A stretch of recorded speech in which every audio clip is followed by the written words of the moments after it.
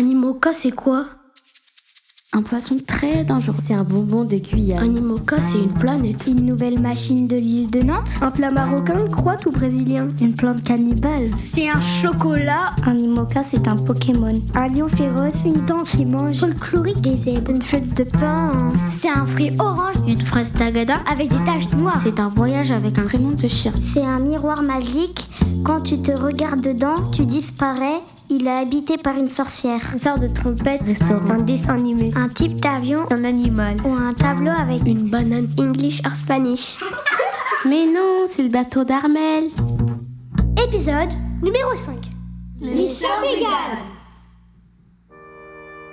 Tout allait bien, on avait gentiment rentré les feuilles. Quand, un beau matin, on s'est retrouvés face aux effrayantes Samplegades. Les Samplegades sont d'immenses rochers qui s'ouvrent et se referment brutalement au passage des navires. Pour les écrabouiller, les fracasser, les écraser, les réduire en bouillie. Comment faire pour éviter ça? Je sais, il faut utiliser la ruse de Jason et les Argonautes. Jason et les Argonautes, c'est qui? C'est quoi?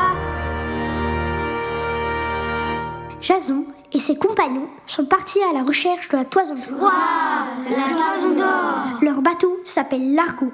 Ils arrivent devant les Samplegades. L'équipage est inquiet. Si le bateau s'avance, les rochers vont s'entrechoquer dans un épouvantable fracas. Et alors? Jason a une idée, il décide d'envoyer une colombe. Pourquoi une colombe? Au passage de la colombe, les rochers vont s'entrechoquer. Mais la colombe aura eu le temps de se faufiler. Et en attendant que les rochers se remettent en place pour se refermer une seconde fois, l'Argo aura lui le temps de passer. Et alors? Ils réussissent comme l'avait prédit Jason. Bravo! Vive Jason!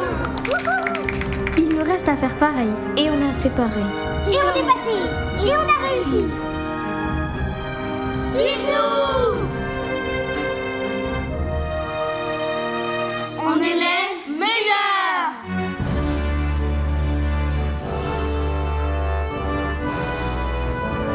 Bon, il y a juste un petit trou dans la coque. Bof, Armel ne nous en voudra pas. Attendez, il y a une drôle d'odeur tout à coup. Vous ne trouvez pas? Et le ciel s'obscurcit. La mer est devenue toute rouge. Qu'est-ce que tu racontes? Les poissons parlent. Oui, les poissons parlent! Il nous demande comment nous avons réussi à franchir les Samplegades. J'hallucine, je regarde l'heure, il est 32h91. Les algues sont devenues gigantesques, c'est effrayant. Tout à coup, j'ai la voix aiguë. Les animaux changent de taille. Les petits deviennent énormes. Impossible de dessiner une souris. Les énormes rapetissent. La baleine, là, devant nous, elle est minuscule. Toutes les couleurs dans la nature deviennent chaudes. Regardez, la mer devient toute plate. Les animaux! Voilà les animaux! Les animaux sont devenus des doudous. C'est un monde inversé qui se dresse devant nous. Oh, à bâbord, des lapins aquatiques. Jamais vu ça! Quel monde fantastique. On est en plein rêve. Dans un cauchemar, tu veux dire? Si on appelait Armel, C'est une bonne idée. allô? Armel? Allô, Armel? Armel, réponds-nous. Armel.